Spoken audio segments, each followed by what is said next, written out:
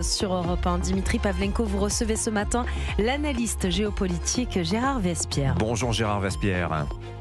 Bonjour à vous. Bienvenue sur Europe 1. Vous êtes chercheur associé à la Fondation d'études pour le Moyen-Orient, fondateur du média web Le Monde Décrypté, auteur d'une étude qui date de 2024, mais alors au titre de circonstances, vers la prochaine révolution iranienne, point d'interrogation. On va parler de l'Iran ce matin ensemble, Gérard Vespierre. On a d'abord été impressionné par l'ampleur de la mobilisation populaire contre le régime depuis 3 semaines. Et puis, on est maintenant horrifié de la violence de la répression. On a ce chiffre qui circule entre 12 et 20 000 tués au cours des derniers jours. Le chef du pouvoir judiciaire iranien dit vouloir des procès rapides et publics. Une première pendaison aurait d'ailleurs eu lieu hier. C'est clairement le signe, Gérard Vespierre, que le régime iranien vendra chèrement sa peau. Tout à fait, parce que la crise est d'une profondeur et d'une ampleur sans précédent. Donc le régime est effectivement dos au mur et emploie tous les moyens de répression que vous avez cités. Effectivement, la répression policière dans la rue et la répression judiciaire auprès de l'ensemble des personnes qui ont été arrêtées depuis 15 jours. La pendaison à laquelle vous faites référence n'est peut-être pas eu lieu. Parce que c'est la promesse qui aurait été faite à Donald Trump par le pouvoir iranien, les États-Unis demandant effectivement qu'il n'y ait pas d'exécution suite à des arrestations. Oui.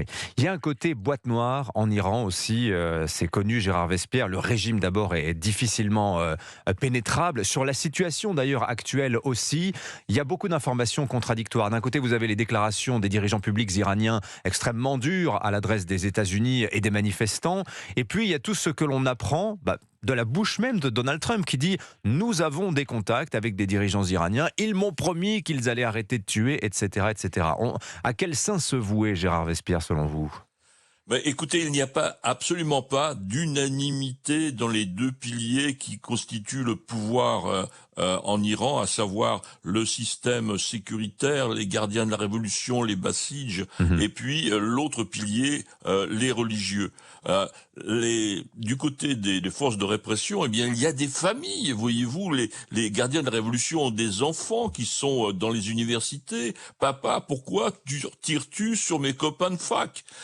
Conséquence, eh bien, voyez-vous, le pouvoir a décidé la fermeture des dortoirs. Il ne faut pas que les étudiants se réunissent. Il faut fragmenter parce qu'il y a des fissures à l'intérieur, bien sûr, de la jeunesse, à l'intérieur, même dans les familles des gardiens de la Révolution. Et sur le pilier religieux, vous avez la même situation. Bon nombre de religieux considèrent que l'islam n'est pas du tout dans sa voie normale quand elle conduit à du sang et à la pauvreté générale d'une nation. Donc ces différences qui existaient déjà avant le mouvement s'amplifient dans ce chaudron. Gérard Vespierre, il faut aussi, il y a des éléments aussi de solidité du régime quand même qui sont assez préoccupants. Il faut le dire qu'en Iran tout est doublé.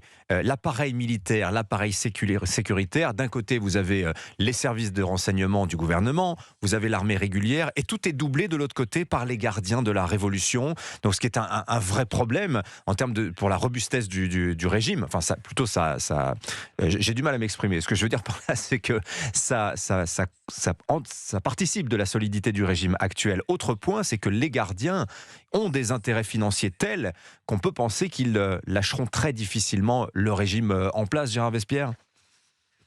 Quand vous doublez quelque chose, c'est que vous avez peur, c'est qu'il y a une incertitude du bon fonctionnement d'une des deux organisations, voyez-vous. Donc la solidité dans le doublage n'est pas du tout assurée. Et d'autre part, ce que vous évoquiez, donc sur cette stratégie-là, eh bien conduit aussi au doute à l'intérieur même du système. Et l'enrichissement des gardiens, eh bien conduit au fait que certains ont déjà dans la tête de vouloir continuer à garder leur pouvoir financier en se désolidarisant du monde religieux. Et c'est ce à quoi, effectivement, le fils du chat a fait référence depuis 1 ou 2 années en disant « j'ai des contacts avec les gardiens de la Révolution ». Donc ne croyons pas du tout à la verticalité, à l'homogénéité des deux structures du pouvoir, les forces de répression, les forces de sécurité, et de l'autre côté, les religieux. Il y a le ver est partout dans le fruit, au point de vue sécurité et au point de vue religieux. Dernière question, Gérard Vespierre. Donald Trump semble hésiter sur la ligne à tenir vis-à-vis de l'Iran. Comment vous interprétez ces hésitations? Qu'est-ce qu'il retient? Eh bien, c'est la réalité, si vous voulez. Ce qui a été entrepris, par exemple au Venezuela, vous frappez, vous retirez, et puis voilà, c'est terminé. Là, dans le chaudron iranien, vous avez une autre stratégie, une autre situation totalement différente.